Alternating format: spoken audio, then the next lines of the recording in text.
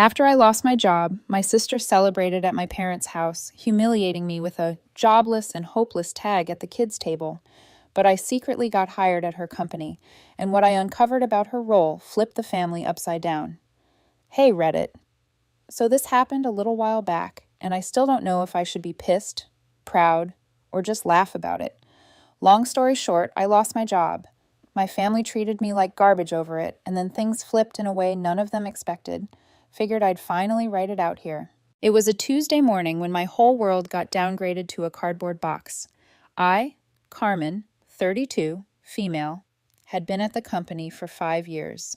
Compliance, not the sexy part of finance, not the folks on magazine covers talking about vision and innovation. I was the one making sure other people didn't tank the ship. I caught errors, flagged shady transactions, and kept us from eating millions in fines. I wasn't flashy, but I was reliable. Everyone knew that. So when the CFO walked into my office, shut the door, and gave me that fake, serious but kind look, I knew it wasn't good. Not personal, he said, like those words meant anything. We're restructuring. Your role's been consolidated. Consolidated like I was a duplicate file on someone's desktop. I didn't argue, didn't beg, just nodded, collected the little crap from my desk and put it in the box they'd already left for me. That stung the most. The box was ready before the conversation even happened, like they'd practiced this. Walking out was worse than the meeting. People saw me carrying the box. Some looked down at their screens like suddenly they had the most important email of their life. One person gave me that pity half smile, like they wanted to say something, but couldn't risk being next. It was like I'd caught a disease and they didn't want to get infected. By the time I got home, I was numb, sat on my couch with the box at my feet, opened my laptop out of habit. My first instinct wasn't even to breathe. It was to go to LinkedIn and flip my status to open to work, like some desperate ad. Hey everyone, slightly used compliance officer here. Low mileage, available immediately. I hated myself for doing it, but that's the game. If you're not advertising, you're invisible. The job boards were a joke. Half of them wanted entry level with 5 years experience. Others paid peanuts. A few were flat-out scams that looked like they were written by bots. I clicked Easy Apply on a bunch anyway. That's what it felt like. A rat pushing a lever for pellets, hoping one would drop.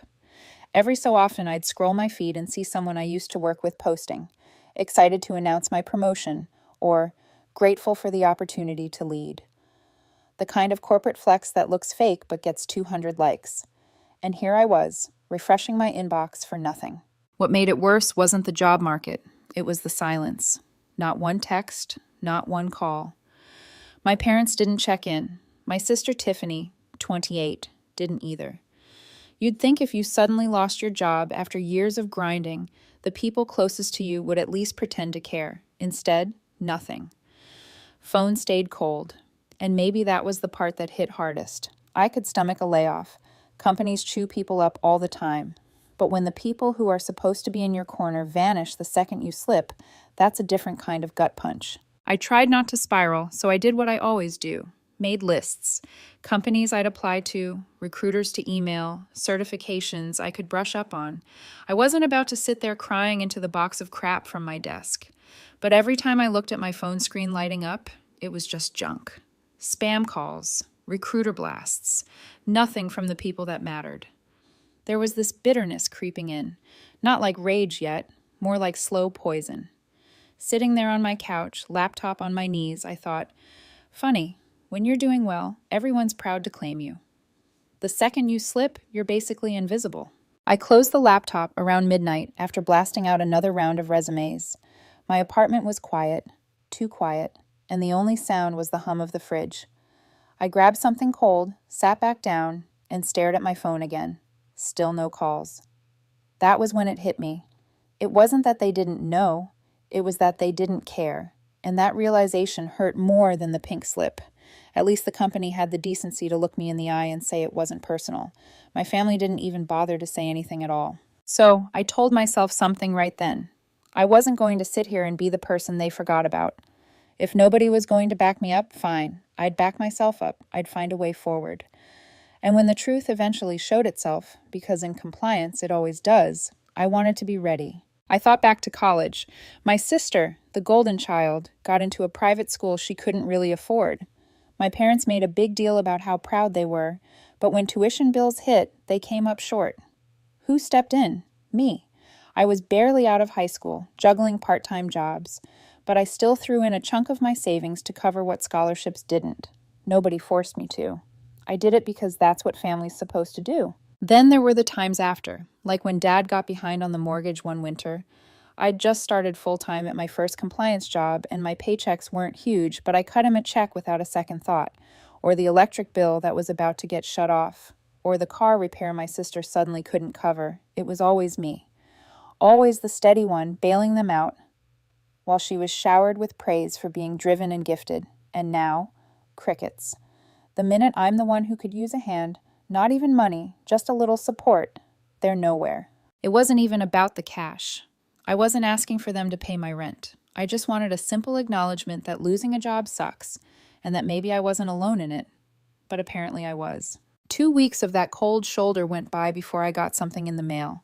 At first I thought it was junk. Plain white envelope, cheap paper, my name scribbled on the front in my sister's handwriting. I opened it and almost laughed. Inside was a formal invitation she clearly made on her laptop with some free template. Big fancy font that didn't even line up properly. You are invited to celebrate the promotion of Tiffany to senior associate. At the bottom in bold, it said, "Party at Mom and Dad's, Saturday, 7 o'clock p.m. That was it. No RSVP card, no details, just her trying to make herself sound important. The kicker was the way she addressed it. Just my name. No +1, just me. Like she wanted to make sure I walked in there alone. I sat there staring at it, shaking my head. A promotion party at my parents' house. Not a banquet hall, not some high-end venue, just our cramped dining room dressed up like it was hosting royalty. Classic move. I could already picture it. My mom bragging to relatives about her daughter's big achievement. My dad puffing out his chest. My sister soaking it all in. And me, the unemployed sister sitting at the end of the table like an afterthought. I tossed it on the table. My best friend Ryan dropped by that night. He took one look at the card and said, "You're not seriously going, right?" "Why not?" I asked, even though I already knew what he meant. "Because they don't want you there. That card's not an invitation. It's a warning. You're walking into enemy territory." I laughed, but he wasn't wrong. Still, something inside me tightened when I looked at that embossed seal. "Maybe I'll go anyway," I said. Ryan raised an eyebrow. "To clap for her? To sit in the corner while they pass champagne around and ignore you?" "I'm not going to clap," I said. "I just want to see. Remind her that I exist. Remind them I exist." Truth was, I didn't even know what I wanted out of it. Closure, payback, or maybe just to stop feeling like a ghost in my own family. The rest of the week dragged. Rejections piled up in my inbox. "We've decided to move forward with other candidates," felt like a punch. And in between those, my sister kept posting selfies with captions like, "Grateful for new opportunities." Her friends commented things like, "So proud of you," and "Future CEO right here." I wanted to roll my eyes so hard they'd get stuck. By Friday, the invite was still sitting on my counter, unopened again, after I'd shoved it back in the envelope. Ryan's words kept echoing. Enemy territory. He wasn't wrong, but I couldn't shake the itch to go anyway. Not to clap, not to congratulate, but to stand there and make sure they remembered I existed. They thought I was invisible. Fine. Then I'd show up in the flesh and force them to look me in the eye. Part of me wanted to rip the invitation in half and be done with it, but the other part, the side of me that hated being dismissed, that couldn't stand being written off, wanted to walk in there and face it head on. So I pressed the crease on that invitation flat, folded it neatly, and slid it back into the envelope. I was going, not to celebrate her, not to clap along, just to watch, and maybe, just maybe, to remind them that they couldn't write me off forever. Saturday came fast. It felt weird pulling into the same driveway I'd once helped save from foreclosure. When I walked in, the smell of food hit me. Roast chicken, mashed potatoes, the works. My mom had clearly gone all out. The dining table was covered in a lace tablecloth, candles lit, way more effort than she ever put in for my birthdays. And there she was, bustling around, smiling like a politician at a rally. "Look who finally made it," she said. giving me a quick hug before darting back to the kitchen. Not how are you? Not how are you holding up? Just a throwaway line like I was late to the show. My dad was in the living room laughing too loudly at one of my sister's stories. She was holding court in front of a mix of relatives and a couple family friends, glass of soda in hand, grinning like she'd just been sworn into office. The second I stepped through the doorway, her eyes flicked over me and she smirked. "Oh, you actually came," she said. "Didn't think you'd want to, hang around all this success." I clenched my jaw but kept quiet. Not yet. Then I spotted where they'd put me. The main dining table was set perfectly. Polished chairs, plates, folded napkins, everything looking formal. And then off to the side was the kids' table. Plastic folding chairs, paper plates, cheap party favors. At the end of it sat my spot, marked with a piece of printer paper taped to the cloth. In thick marker, it read, "Jobless and hopeless." The laughter came instantly. My mom chuckled like it was some light-hearted family joke, and my dad smirked, shaking his head like he couldn't believe how clever it was. My sister straight up burst out laughing. "Oh, come on, it's funny," she said, waving her hand. "Lighten up." I just stood there staring at it. My pulse was pounding in my ears. "You serious?" I finally asked. "You actually wrote that?" "It's just a joke," my dad said. "Don't be so sensitive. We know you're between things." "Yeah," my sister chimed in. "Besides, it's kind of accurate, isn't it?" She said it with that smug grin like she'd scored a debate point. I walked over, pulled the tag off the table, and held it up. "You think this is funny? Celebrating in the house I helped save from foreclosure. Eating off plates I probably paid for back when you couldn't keep the lights on." That killed the laughter fast. My mom froze, spatula still in her hand. My dad's smile dropped. My sister blinked, suddenly unsure of herself.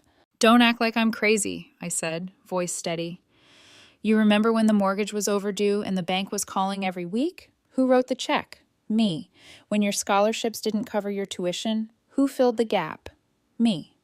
You wouldn't even have that job if I hadn't helped you stay in school." Silence. The only sound was the ticking clock on the wall. Now I lose my job, and suddenly I'm unemployed and unwanted. I shook the tag in my hand.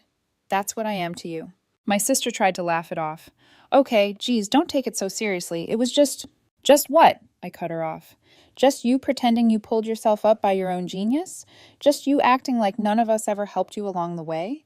You really think it's funny to humiliate me in front of relatives and family friends, people who don't even know the half of what I've done for this family?" Her face turned red, but she tried to shrug it off.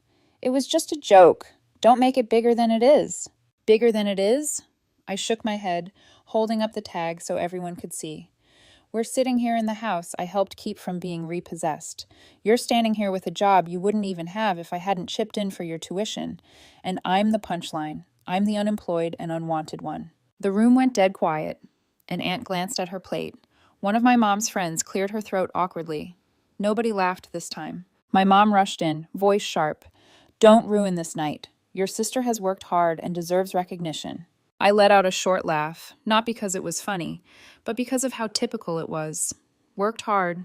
I know all about hard work. I pulled 12-hour days, weekends, holidays, caught fraud cases that saved my company millions. Nobody here threw me a dinner. Nobody here even said thank you. But the second I'm down, I get this. I waved the tag. My dad's jaw tightened. "You've always been bitter. That's your problem. Instead of being happy for your sister, you..." "No," I cut him off. "My problem is I've always kept my mouth shut. I paid the bills. I filled the gaps. I made sure this family didn't sink. And what did I get in return? Nothing but silence. Well, not anymore." I dropped the tag on the table and pulled out one of the real chairs. Not the folding one they set up for me. Nobody told me to move. Nobody dared. They just stared, stunned, like they'd seen someone they didn't recognize take a seat. The rest of the meal was tense. My sister tried to make her little speech about being proud of herself, but her voice wobbled. Relatives avoided eye contact. My parents picked at their food, saying nothing. I didn't clap. I didn't smile. I just sat there steady, eating like I belonged, because I did. For the first time in years, I wasn't shrinking. After that dinner, something shifted in me. I went home still pissed, but also sharper, like I'd been slapped awake. They wanted to paint me as the weak one. The failure, the extra chair at the end of the table, fine, but I wasn't staying in that role. The next morning, I opened my laptop and stopped half-assing my job search.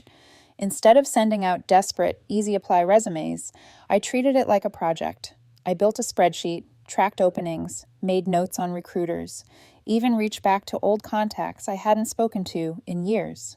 Every rejection I got, I logged and moved on. It stopped feeling like a death sentence and more like a numbers game. To pay the bills, I picked up freelance compliance gigs. Not glamorous, but work is work. Startups always need someone to comb through their paperwork or make sure their filings don't get them fined.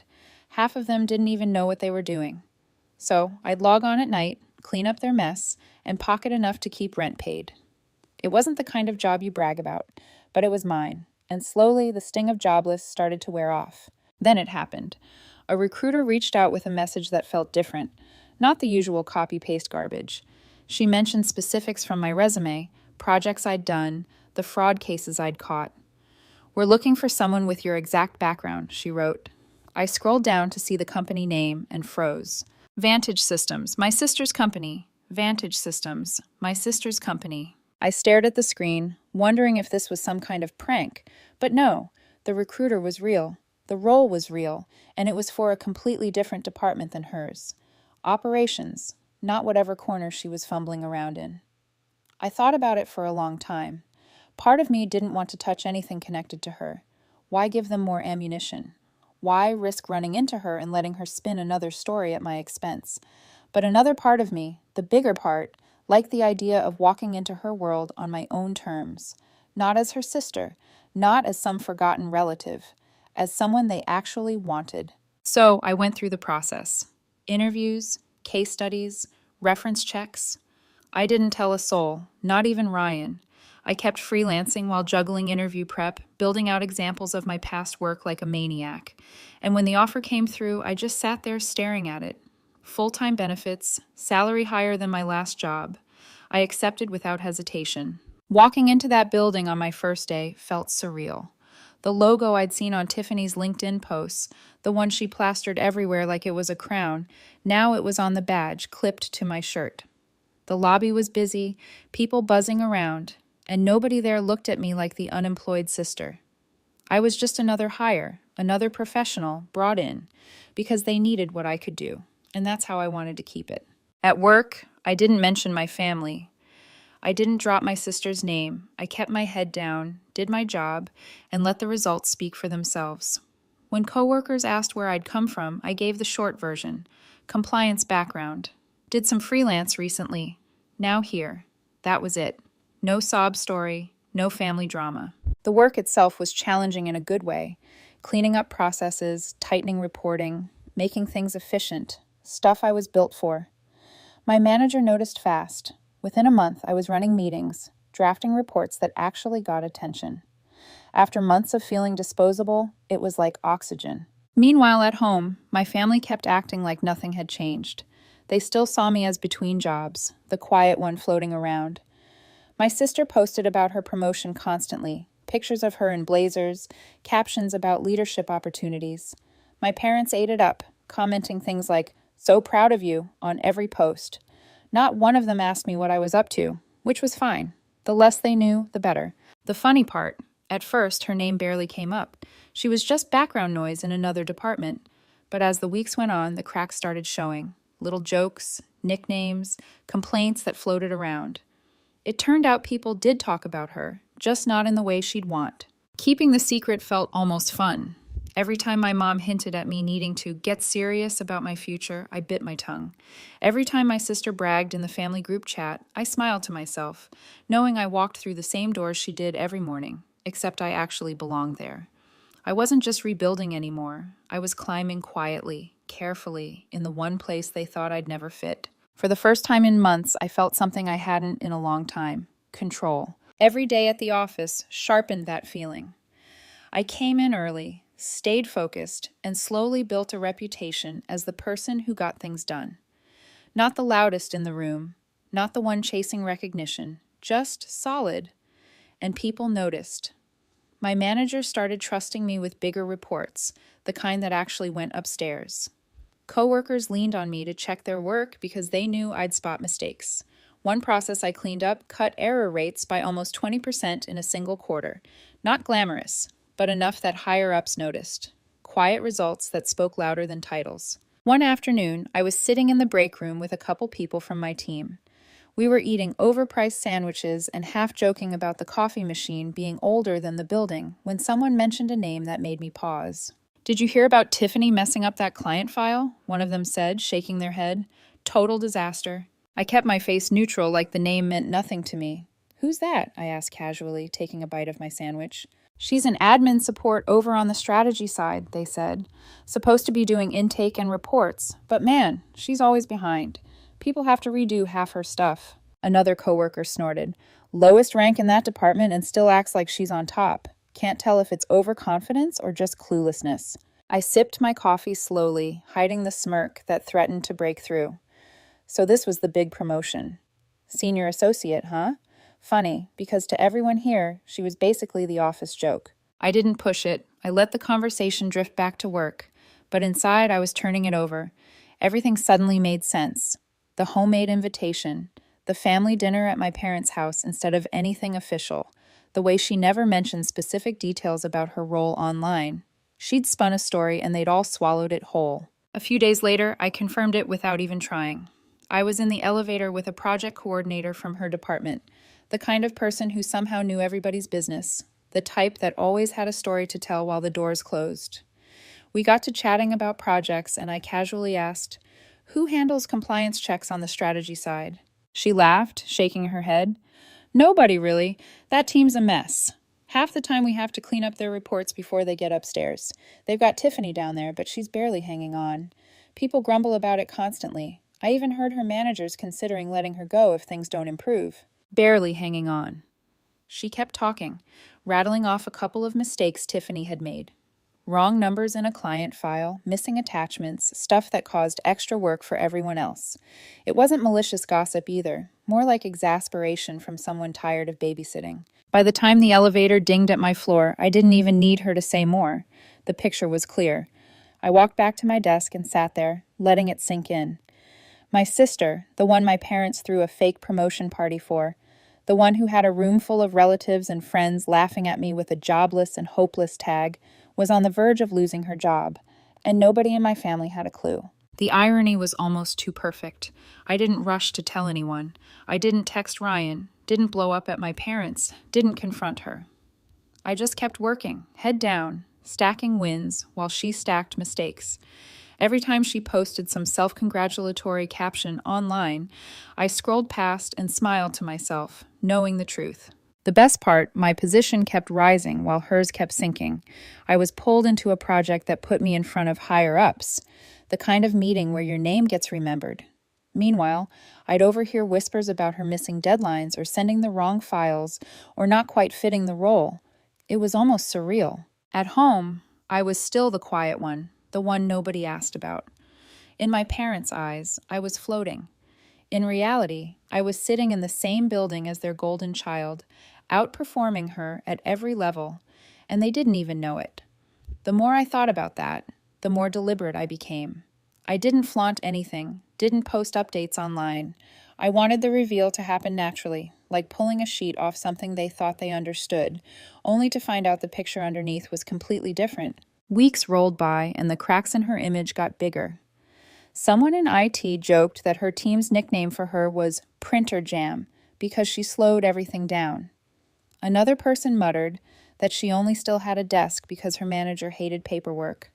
And me, I got invited to sit in on a leadership roundtable, not to talk, just to listen and take notes.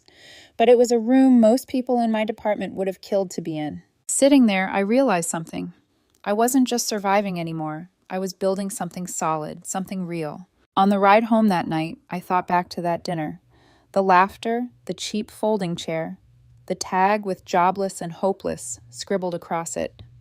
At the time, it felt like the bottom, like that was who I was to them permanently. But now, knowing what I knew about her, it didn't sting the same way. Because the truth was clear. She wasn't the star they thought she was. She wasn't climbing. She was dangling by a thread. And when the thread finally snapped, I'd be right there, not to save her, not to gloat, to watch them all realize they'd backed the wrong horse. Thanksgiving came faster than I expected. Mom called 3 times in the week leading up to it, reminding me to be on time like I was still 12. I almost didn't go, but Ryan pushed me.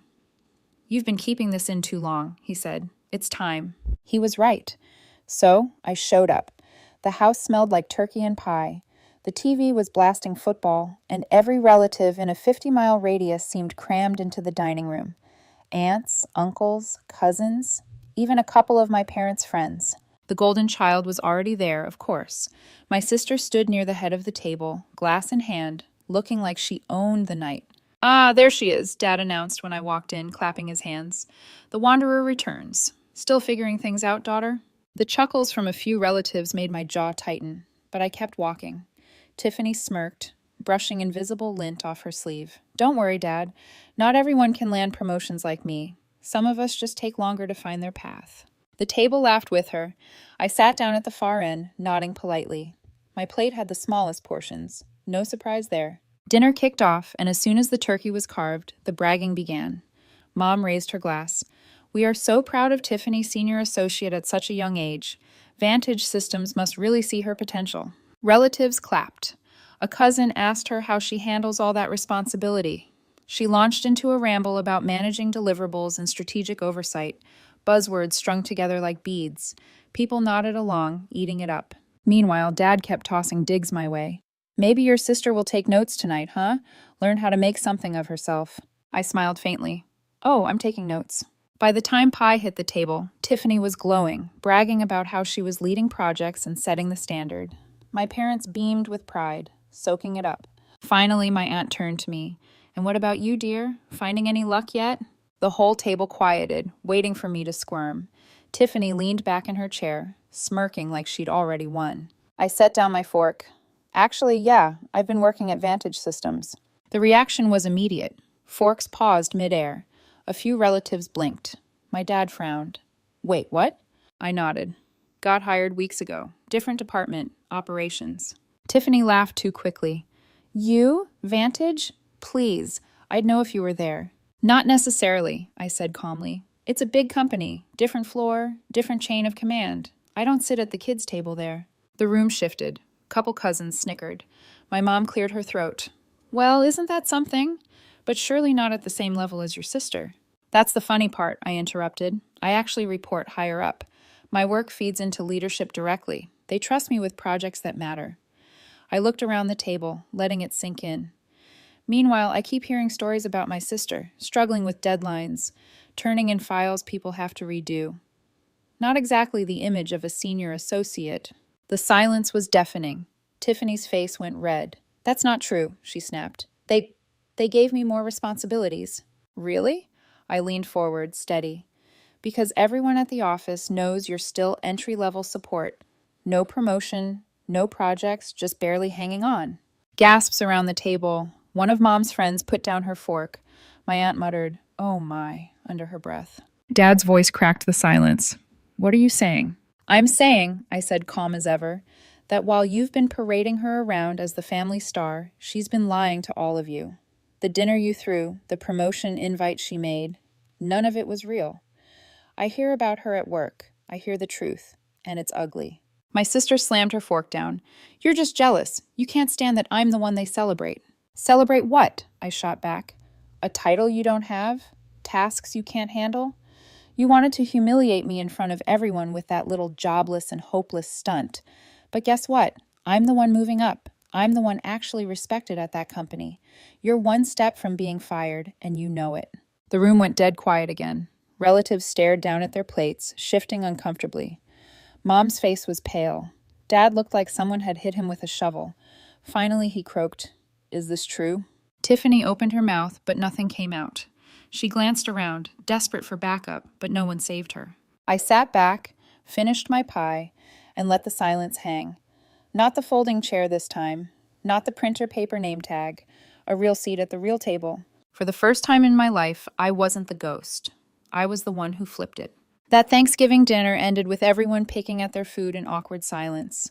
Nobody rushed to brag about my sister anymore. Nobody asked me condescending questions.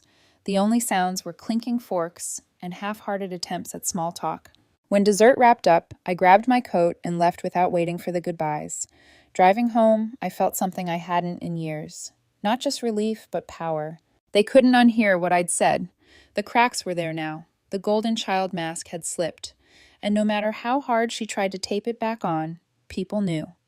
The following weeks were quiet. Tiffany stopped posting her career updates online.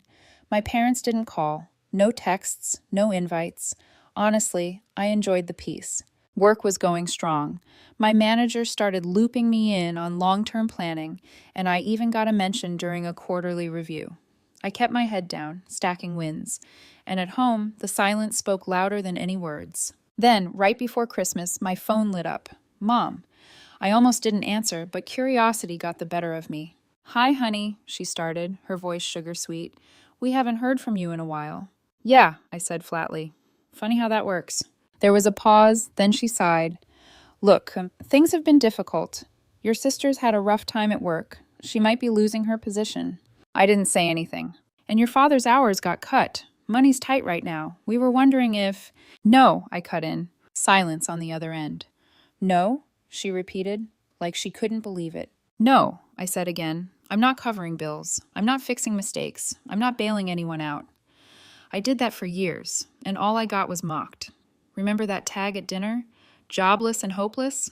That's what I was to you. That's all I was good for, a punchline and a wallet." She started sputtering. "That was just a joke. You're taking it too—" "No." My voice was sharp. "You don't get to play that card anymore. I don't owe you anything." There was a long silence before she finally said coldly, "Fine." Then she hung up. A week later, Dad tried. Called me out of the blue, sounding oddly humble. "Daughter," he said, "I think we got off on the wrong foot. You've done well for yourself. Maybe we could sit down, talk things through. Family's supposed to stick together." I almost laughed. "Family sticks together, huh? Where was that when I lost my job? When I was sending out resumes and eating cereal for dinner? Where was family then?" He didn't answer, just muttered something about tough love. "Keep your tough love," I said. "I've got my own life now." Then I hung up. The begging didn't stop, though. My sister even texted me once late at night. "Hey, I know things got heated, but could you help me polish my resume? I think they're letting me go." I stared at the message for a long time. The same sister who'd smirked at me in front of relatives, who'd labeled me jobless and hopeless, was now asking me for help because she couldn't hold down her own job. I didn't reply, just deleted the text. By New Year's, it was clear the tables had fully turned. Relatives who used to gush over Tiffany started reaching out to me instead. A cousin messaged me asking for career advice. An uncle wanted me to look over some financial documents. People who'd ignored me at family dinners suddenly acted like I'd been important all along. But I didn't forget. The memory of that folding chair, the paper plate, the marker-scrawled tag, that stuck with me. It wasn't just about being mocked. It was about being erased, written off by the very people I'd carried for years. And when they finally needed me again, I didn't owe them a damn thing. One night, Ryan and I were sitting in my apartment watching a game. He cracked open a bag of chips and said, "So, you gonna help them out eventually, or are you done for good?" I leaned back, smirking. They had their chance. They made their choice when they laughed. Now they can live with it. He nodded. "Savage, I like it." And I laughed, but it wasn't out of cruelty. It was out of clarity. For the first time in my life, I wasn't the backup plan, the invisible one, the one covering the bills in the shadows. I was my own woman with my own career, respected on my own merit. They could beg, plead, twist it however they wanted, but the truth was simple. I didn't need them anymore. And that's the thing about power. Once you realize you've had it all along, you never give it back.